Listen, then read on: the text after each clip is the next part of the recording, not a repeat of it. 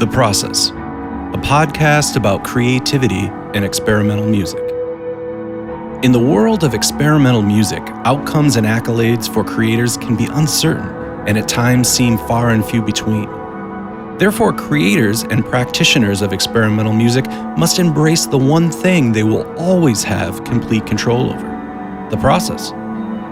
This podcast aims to understand this creative process by listening to new works and discussing them with their creators.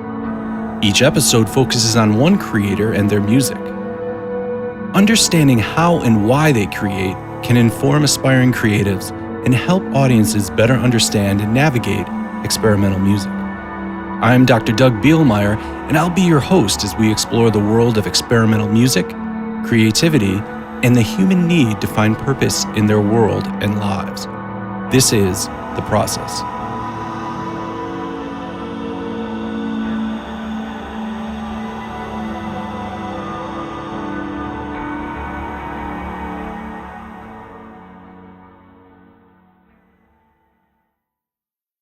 To the process. Hopefully you're not melting literally because of this weather that we're having here in July of 2024.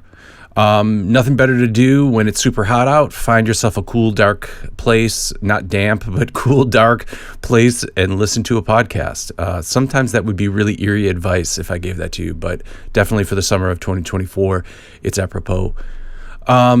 Speaking of great pieces to kind of zone out with and sort of beat the heat, Climate of the Market by Austin Gray Williams, performed by Erin Rogers on saxophone and Chris Graham on various percussion, both members of Hypercube. Austin's piece is a really interesting sort of electro-acoustic piece. It's a tone poem. There's speech. There's his own voice being processed in the piece, as well as a lot of cool sort of acoustic instruments and then also live processing, including we talk in depth about using a reverb pedal on the saxophone. One of the things Austin brought up in our conversation as well is this sort of need to compose, this need to be creative. And I think it gets understated quite a bit. I know for me, as I mentioned in the podcast here that you'll hear, some days I just need to compose. I got to kind of get the funk out. And sometimes it's a bad emotion, sometimes it's excited emotion. But I think the trope is we're often inspired by, movies, art, other things. But definitely, music is a therapy, and it can be a therapy for working through ideas or working through problems in our own lives. Obviously, it would be great to express ourselves to the people and the problems that we're having in our lives. But sometimes, music and being creative can help us sort of work through something before it's, not quite ready for prime time of our lives. But yeah, it even transcends into just mood as well. I've been currently working on a piece, and a few days ago it wasn't going so well, and my sister noted, she's like, "You're really punchy today. What's that all about?" And clearly she's like, "How's the piece coming?" So and it was not going well. So but it's going great, fine now. But I think that can't be overstated and understated, sort of the emotional connection that we have and how sort of mentally and even sometimes physically we are invested when we are creating. I don't know, maybe it's different for some people. Maybe for some people listening, you're just a robot and you just make music and go home. But definitely, mentally, physically, and emotionally just sort of invested in what I'm created. And unfortunately, sometimes if it's going well, if it's not going well, it's not going well for me. And sometimes when it is going well, then that's great too. So it's complicated, and sometimes it's toil, but hey, we're getting to do something that really engages us. We're not just filling out paperwork or, circling back on something or sending an email out. But let's not let all that hype and sort of ranting cover up the great piece that we're about to listen to by Austin Gray Williams called Climate of the Market. Let's take a listen to the opening of it. Once again, it's Erin Rogers and Chris Graham of Hypercube performing.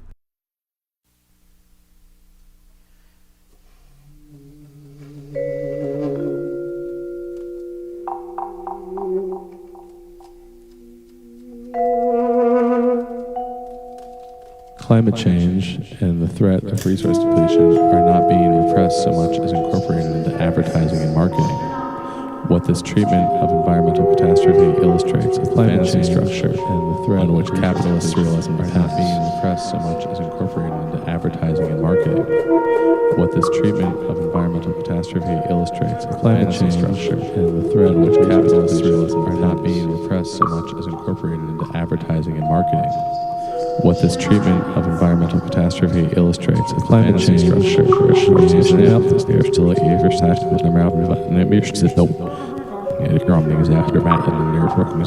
incorporated into advertising and marketing. What this treatment of environmental catastrophe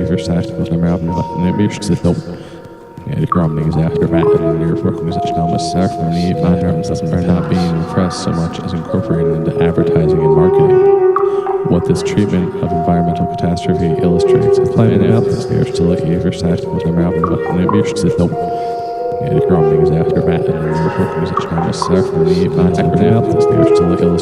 climate is not being repressed so much as incorporated into advertising and marketing. What catastrophe illustrates climate is not being repressed so much as incorporated into advertising and marketing. What catastrophe illustrates climate is not being repressed so much as incorporated into advertising and marketing.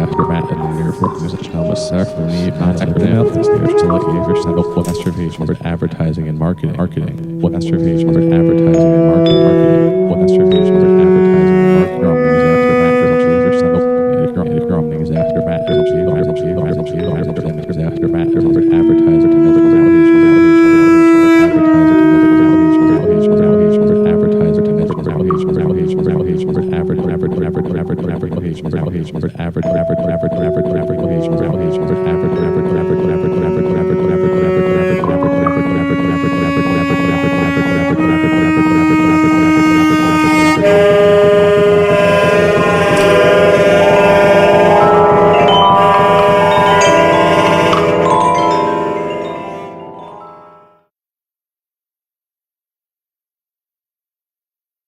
I mean, not to be bleak, but I feel like it kind of like for a lot of times, I feel like it kind of just bubbles up inside of me due to just going through like daily tasks and things we have to do. And then I have this just unrelenting urge that I'm like, okay, I have to do something. Like I have to do something creative. And that, and I like to think that I'm good about, when I'm in it, I'm try to write every day, try to create every day. But we all know that's not the reality. So maybe I'll go a week or two without doing anything. But it's after that really long period of time that I find myself actually most like, it's like throwing up on into the void, whether it's me just like, okay, I have to do something. So it's me like improvising on my modular synth, or I pick up a project that I haven't worked on for a bit, or I'm like, oh, I have this friend who's just been like really bugging me about like, hey, you said you were gonna write a piece for me like a year ago. Are you gonna finish that anytime soon? And so it's that, I guess you could like, it's somewhat procrastination, but it's I think it's also like myself, I'm not an academic. I work, pretty much full time as a freelancer and a bunch of other odd jobs, and it's sometimes hard to find the motivation to continually work on stuff. And sometimes it bubbles up to that point, but I'm certainly am happiest when I'm in the process of like working on something and like creating something new. I think that's interesting. I think that's interesting, this idea that like it's sort of a release, like to be able to be creative, things build up. I totally identify when you talk about that. Like when I haven't been creative for like, a few days, like something's off, there's like something in the air and I can't tell what it is. And sure enough, I go sit down and I mess around in the lap steel for a little while, or maybe write something, or, edit a sound file, like sometimes as unmagical as that. And that energy somehow dissipates, Yeah, and I mean, it's cathartic. It's this, but I think what it is, and maybe it's trauma, but you go through 6 years of schooling, training yourself to like do something, and then all of a sudden when you're not doing it, you're you genuinely, I mean, Right. it's somewhat guilt, but it's also like, no, this is something that I enjoy. And I think that's Yeah. something I need to remind myself pretty frequently about, Mhm. is like the fact that I do take a lot of pride and pleasure in Mhm. writing and creating new topics, Yeah. and things, you know. I Um, always argue with myself too. I'm like, wait, why am I doing this? Like, what? mm, And especially because in adult life, like making money is so associated with my mhm, time. So mhm, I'm like, wait, why am I doing this thing? How's this going to make me money? Like, mhm. what's the goal? And I love what you just said because I have to constantly remind myself. It's like, no, man, like you really enjoy doing this, Yeah. and like you're doing all those other things. At least for me, I'm Yeah. doing all those other things so that I can do this thing, that I can sit down there and like just get into the process of like making it. Yeah. And so like kind of going back to I genuinely think having been removed from like an academic setting for as long as I have been, like I really Yeah. feel confident that I'm making the art that I want to be making. Yeah. School was great, learned a lot, had great professors. Sure. Yeah. Yeah. It was That's not. It's not like mutually exclusive or Mhm. like at odds. It's just like it's a Totally. different place, different environment. Yeah, and so now I feel I feel just I think I feel more confident in like what I'm outputting. Sure. It feels a lot more genuine Yeah. in how I want to be like displaying stuff, and also like the setting and context in which things happen is also Yeah. a big part of that, and that's a whole other conversation. But Right, right, yeah, yeah. That yeah, it is happening in these real world places. It's hmm, happening in these clubs. It's happening in these kind of less formal academic environments. hmm, And there's people coming and like drinking a beer while they watch your new music yeah, piece. And yeah, it has once you hear new music in a bar, it's like very at first it's like very jarring, and yeah, then it's just usual on a Tuesday night that you're in some industrial space like downtown somewhere making, right, odd noises for a group of people. right, right, yeah, So when you do get this sort of, we're going to say it buildup of energy, whether it's negative energy, positive energy, whatever it is, yeah, where do you go first when you're like, I need to relieve myself yeah, of this intensity? Where do you yeah, go? Do you turn to the computer? Do you turn to a specific instrument? yeah. What do you usually first go to? Yeah, definitely recently, and I think the last couple of years, I've turned to my synthesizer, Mm-hmm. and synthesis has been a big part of it. Yeah. Recently, like the last like few months, Mm-hmm. we have a lovely Mm-hmm. shitty piano in our apartment Oh, that we nice. try and keep in tune, but Yeah. it goes out of tune very quickly, and my fiance hates it, and I love when it gets to that just right Right. amount of like warbliness. Right. Like a Um, honky tonk, beyond honky tonk, but Right. somewhere, somewhere a Right, little right. closer. And it's like also like the action, like you like some of the keys you have to like it's like a double like kadunk before it Yeah, like right. engages. So all the hammers are working properly Oh in yeah, that yeah. device. So Yeah. it's this lovely messed up instrument. But I've been Yeah. going to that recently and just seeing Mhm. what weird sounds I can kind of like Yeah. create on that. Yeah. I really enjoy that process, and I just record it. I Mhm. used to be all about like, oh, set up a good microphone so I can capture this properly. Right. I'm just throwing up voice memo on my phone and Right. like capturing it Right. now. And then Yeah. honestly, you can do so much in like post Yeah. editing to make it Yeah. sound okay. So, Absolutely. um, But and sometimes so, that is the sound too, is well, that it right. sounds like it came through a phone, and yeah, Mm-hmm, yeah, mm-hmm. So yeah. like I've been using a lot of those like samples Mhm. and processing those. So Mhm. I think like that's my go-to recently is like Mhm. going to that piano, but then it does inevitably kind of end up back to either my synthesizer. I've been incorporating and working with Sam Wells, lovely Yeah. teacher and artist themselves, but they've Yeah. been helping me like work on integrating like DSP Max Mhm. into my synthesizer, and that's been also like a really Yeah. inspiring moment to Yeah. kind of be on the programming side of it. Yeah. And yeah, I think like the piece we're going to talk about later, that was certainly like a blend of the two worlds between digital and like physical and analog. So But yeah, I would certainly say that currently, and how it's been the last 2 years or so, I think like synthesis has been a huge inspiration for me. And learning and reading about synthesis has certainly like changed some perspectives I have on um writing, and not necessarily like the science behind all of it, but like Right. just the idea of sounds interacting with other sounds and how they can like really influence one another, and how waves can really like mess up one another if you want it to.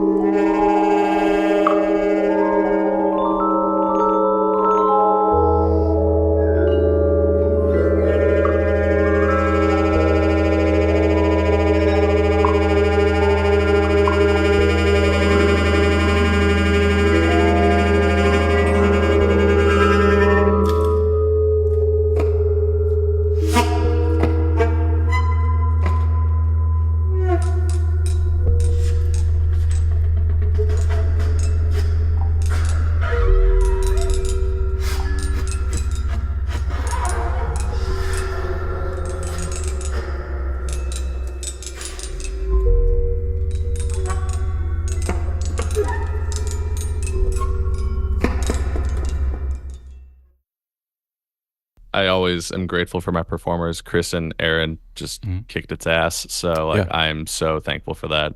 They're fantastic performers.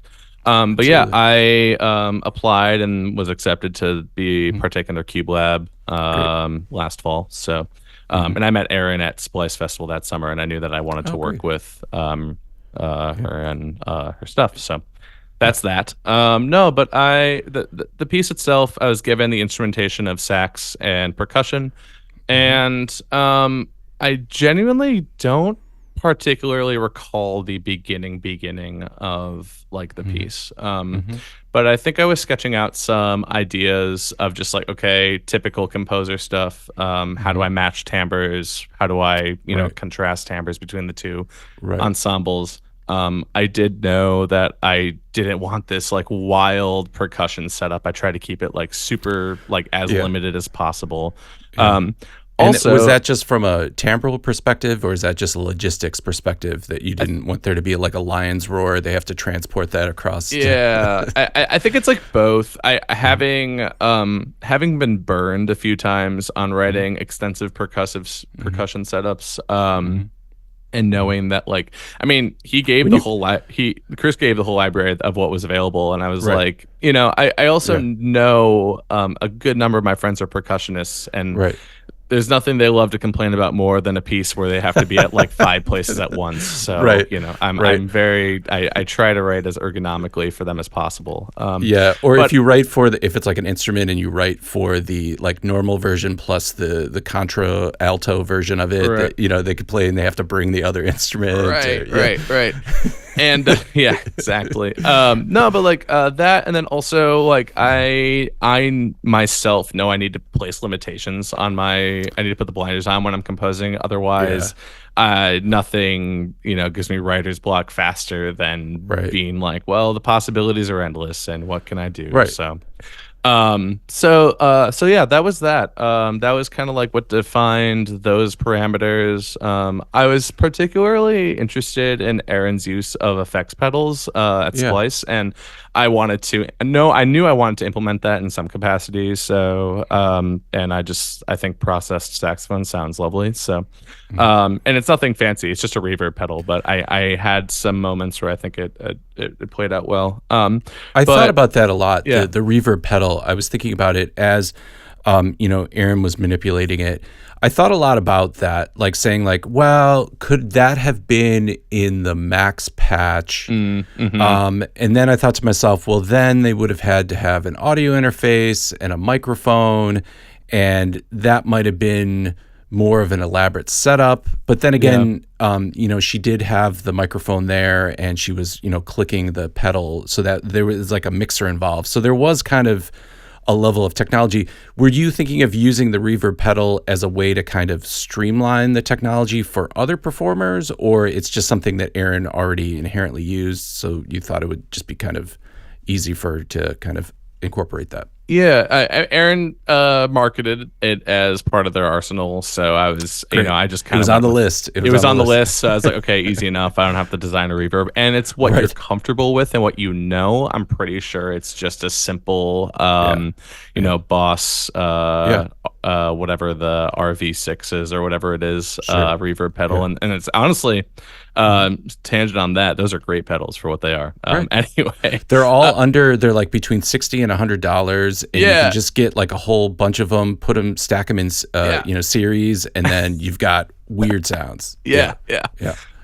So no, that was really that. I didn't really think much of it, although there was like a demonstration, because it was the Pope Bama ensemble that was at Splice, and they talked about like the physicality and the noise that like clicking a pedal makes, and like that becomes part of the performance, because if you have these really intimate, like delicate new music pieces that we all know and love, but like all of a sudden there's just like this sound in like a really quiet part, it kind of kills the vibe in a way. So they have to think about like logistically, like how loudly am I gonna like engage this pedal. So I think I talked to I don't think I put it in the score, but when we were shopping it, I talked to Erin. I was like, hey, make it like really apparent, like when you're engaging and disengaging it. Like I want it to be kind of this like moment where if you were to see this performed, like the audience hears and sees that you're engaging this like thing. See, I went back and forth on that, because that's actually something I really honed in on, is the clicking. Yeah. And first of all, I think the way Erin executed it was very musical. Like, so she was doing it at specific moments when you could have, the click, and it felt like things were starting and ending. But part of me was like, if it was a real subtle thing, then especially the moments when she comes in with a lot of reverb, I'm like, those moments could have been even more subtle. But then I'm like, is the clicking good because it lets the audience know that a change is happening? Do you know what I mean? Like, would it be better if it was more subtle, or is it better that it's that obvious, because that's also then like a visual cue for the audience? What do you think? Yeah, I mean, this is something I'm starting to grapple with as a performer of electronic music, and going to performances of electronic music. I'm really starting to loathe the roll up and see some dude just turn knobs for 30 minutes with no like visual or like any theatrical elements to go to it, because I think a large reason why people like to go see live performers and live music is you see a physical instrument being, performed. I mean, that's why like, watching a metal band or hardcore band is so engaging, because you see these, Yeah. this group of people up there just going for it so aggressively, and it is very physical, and it is something that we can all humanly, relate to on that level. So I think that, like, personally, like, a goal of mine recently is like how to physically engage an audience while performing electronic music when it's inherently a lot of times something that we don't see or Yeah. feel from the performer.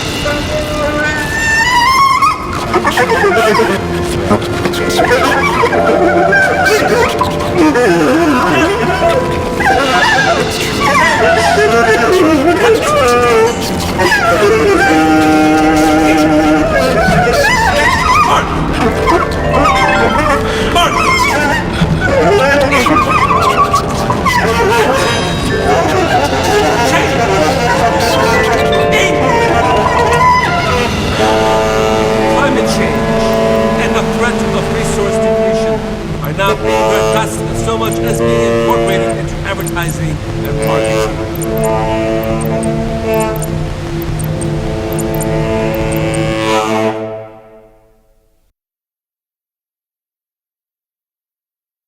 I did a couple shows last year where I just rolled up with my rig and did some stuff, and I was like, that was fun, but like, I know it wasn't super engaging. Like, I don't think I engaged the audience that much because I didn't have anything. So my goal since like last fall has been to create and implement audio reactive visuals to my improvisations, and it's been pretty successful. I'm piloting, or I piloted it gosh, when was that? In February, at Comfort Station in Logan Square here in Chicago, and it got pretty good reception.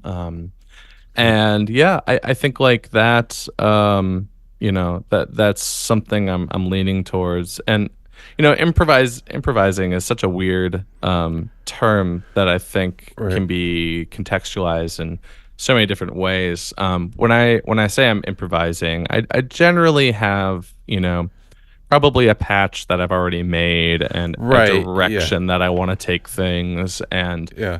but where the game time decisions happen are maybe how long something happens, or I always leave like a little something that's a little bit left up to chaos. So Right. like if it happens a certain way, I'm like forced to go in that direction. And I love that because it will take me to a whole other space that I haven't been before, and then I get to explore that.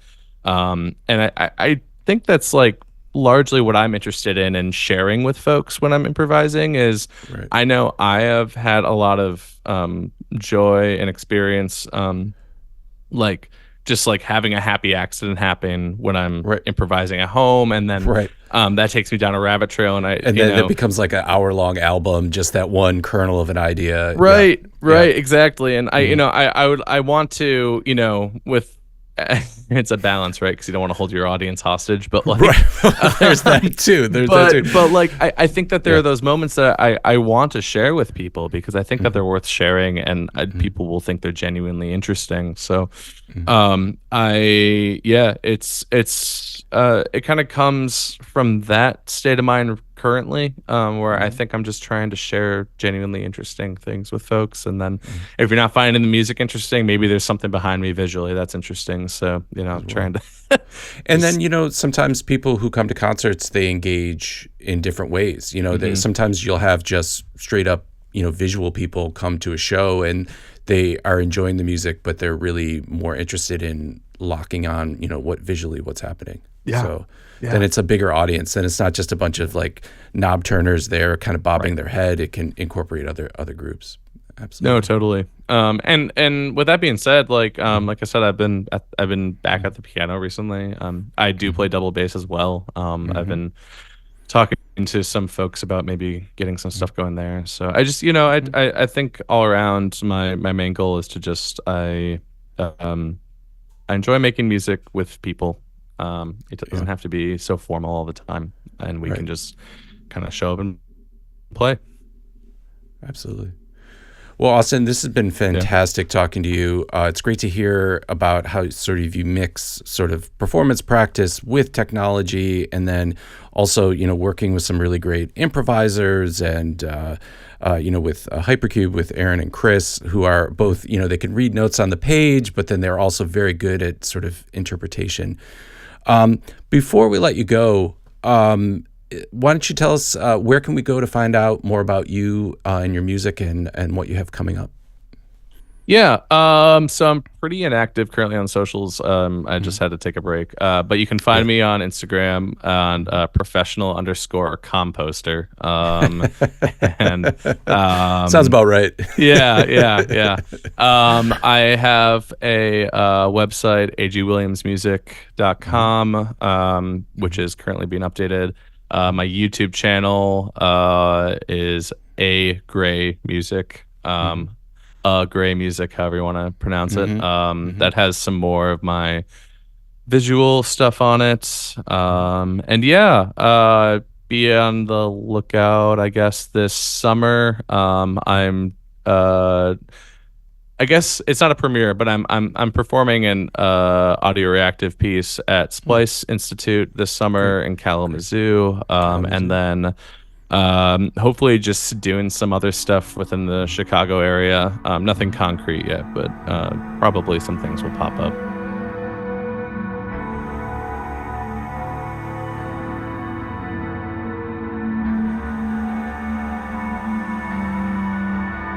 Thanks to Austin for sharing his time and music with us. And as always, if you enjoyed this episode, please check out other episodes in the series. And as always, like, subscribe, or leave a comment in your preferred podcasting app.